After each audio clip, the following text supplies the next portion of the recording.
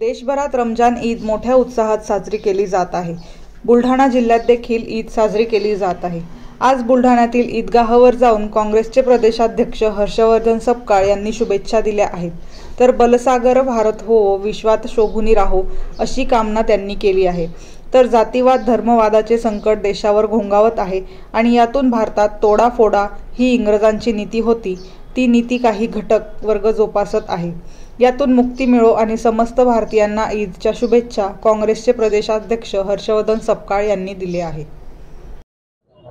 Sir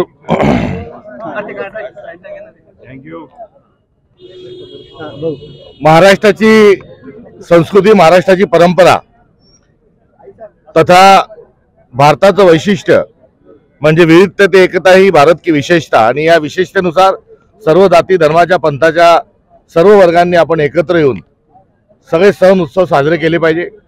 Maharashtra धर्म तर अधिक आपल्याला पुरोगामित्वाकडे नेतो आणि या सर्व पार्श्वभूमीवर आज रमजानचा पवित्र महिना संपत असताना आज ईद संपन्न होत आहे आणि या ईदच्या अनुषंगानं एकमेकांना शुभेच्छांचं आदान प्रदान करत असताना बलसागर भारत हो, विश्वात शोभूनी राहो ही कामना आजच्या या प्रसंगाच्या निमित्तानं या ठिकाणी व्यक्त करतो।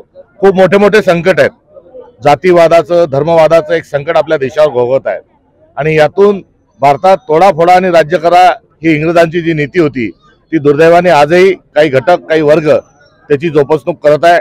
यातून मुक्ती मिळो आणि सुबुद्धी महाराष्ट्रातल्या तमाम नागरिकांना मिळो ही आजच्या या दिवसाच्या निमित्तानं शुभकामना मी व्यक्त करतो आणि समस्त भारतीय बांधवांना ईदच्या भरगच्च शुभेच्छा देतो। ईदपूर्वी 2 दिवसापूर्वी बीड येथील मशिदीमध्ये जिलेटिनच्या सहाय्याने स्फोट करण्यात अजूनही आरोपी पकडण्यात आले नाही, काय हा काही नवीन प्रयत्न नाही। गेल्या 1.5-2 महिन्यांचा घटनाक्रम जर बघितला तर महाराष्ट्र अशांत ठेवण्याचा प्रयत्न सत्ताधाऱ्यांकडून केला जात आहे आणि त्याचाच एक कडीमध्ये बीड येथील स्फोट हा त्याच्यातीलच एक कुठे घटना तर नाही ना असा एक संशय या निमित्ताने निर्माण होतो। त्यामुळे सत्तेतीलच लोक अशांतता निर्माण करत आहेत आणि ज्या घटना घडतात, गुन्हेगारी घटना घडतात, ते आरोपी सापडत नाहीयेत ही नवी गोष्ट नाही। त्यामुळे महाराष्ट्राचा एकंदरीत कारभार हा कायदा सुव्यवस्थेच्या दृष्टिकोनातून फार मोठी चिंता ही व्यक्त होत आहे आणि या पार्श्वभूमीवर देखील सर्वांनी कुठल्याही अफवावर विश्वास न ठेवता भारताची एकता व अखंडता कायम ठेवावी हे विनम्र आव्हान आमच्यातर्फे राहणार आहे।